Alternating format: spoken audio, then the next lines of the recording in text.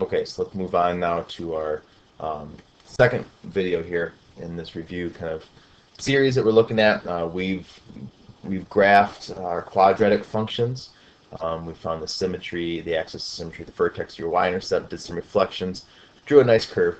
From that graph, we figured out how to solve a quadratic function. We just basically again looked for the zeros. We looked for those x-intercepts.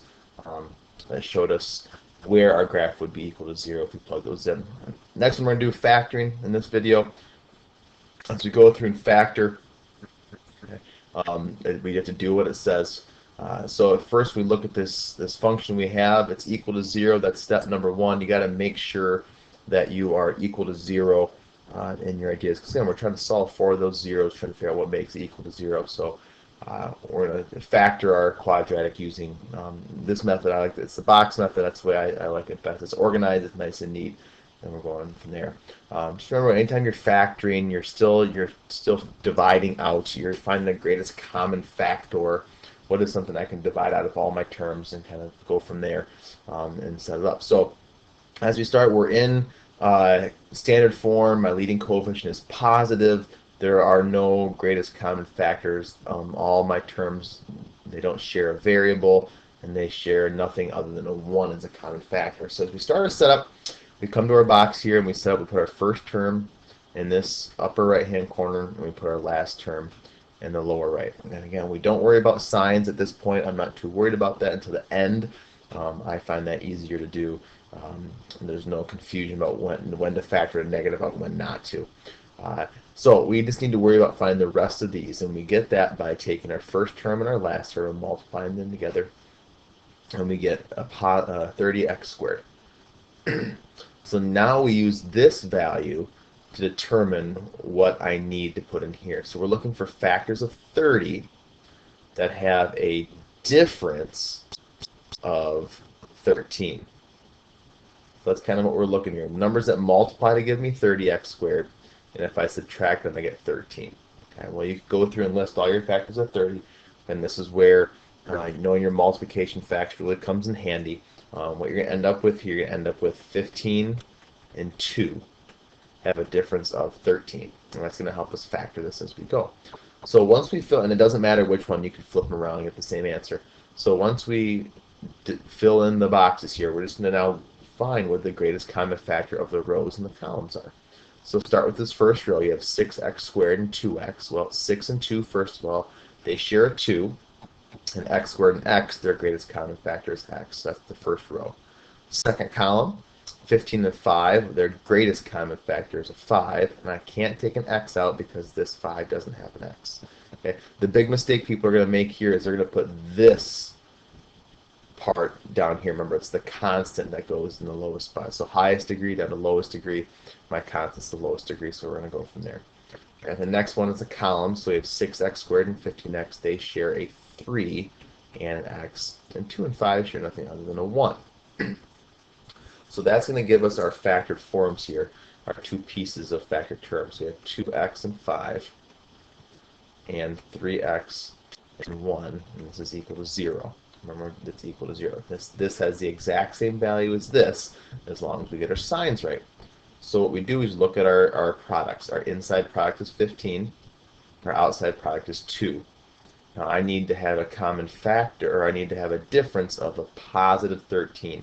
So we have to look at how can I use 15 and 2 to get positive 13. Well, we have to have a positive 15 and a negative 2. That gives us our correct signs.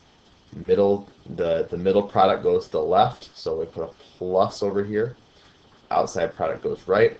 That's over there. And then from there, we have the correct factored form. Now, to take one more step, we've only factored this. We now need to solve it. And we use our zero product property that says, let's take each product, 2x plus 5, make it equal to 0, and my other product, 3x minus 1, and make that equal to 0. And we're just going to solve both of these. So subtract 5, you get 2x equals negative 5. Divide both sides by 2. So x will be, one product is negative 5 over 2. Over here, add 1. We have 3x equals 1. Divide both sides by 3. Isolate that variable, so x is a positive 1/3.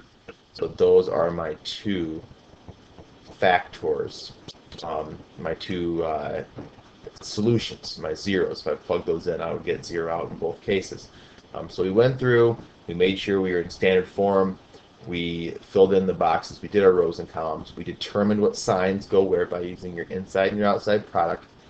We then use our zero product property, which, just remember, if that's review, it says if you multiply two things together and get 0, one of them has to equal 0. That's what we showed, which values would make that work. Okay.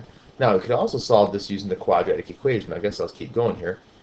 If I kind of bring that back in, here's our quadratic equation. Okay.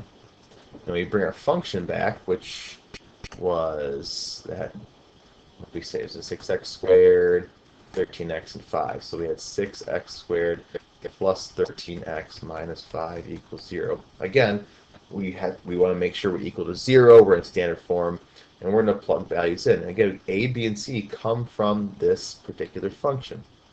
In this case, a is 6, b is 13, and c is negative 5. Make sure we keep signs with it. And this becomes just an exercise in order of operations, really. Just making sure you're using the right parentheses, you're plugging stuff in the right spots and going from there. So we plug those values in over here.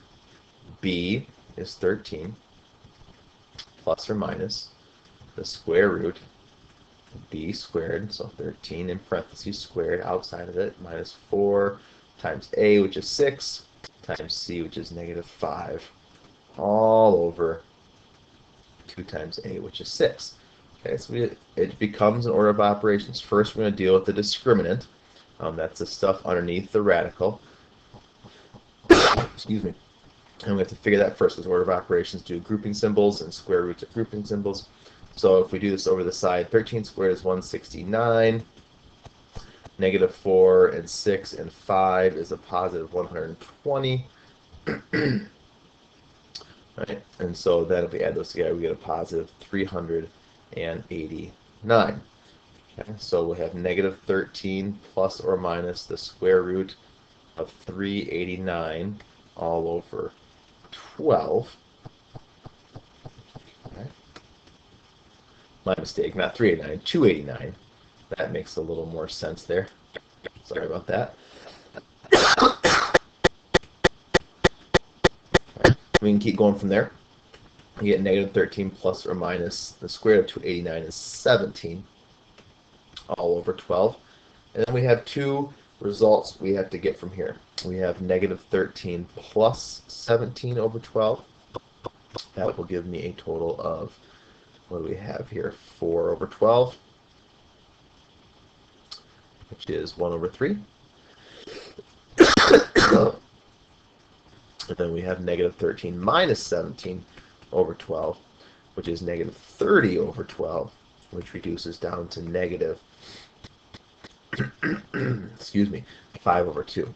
Okay, so again, we have the same answers as you see, negative 5 over 2 and positive 1/3 we got there, but it's using the quadratic equation. And that kind of gives that piece to us. From here on out, we're going to look at some different levels of quadratics where we can solve using square roots. That's a little different concept as we go forward. So there's a little more review. There'll be a couple more videos coming.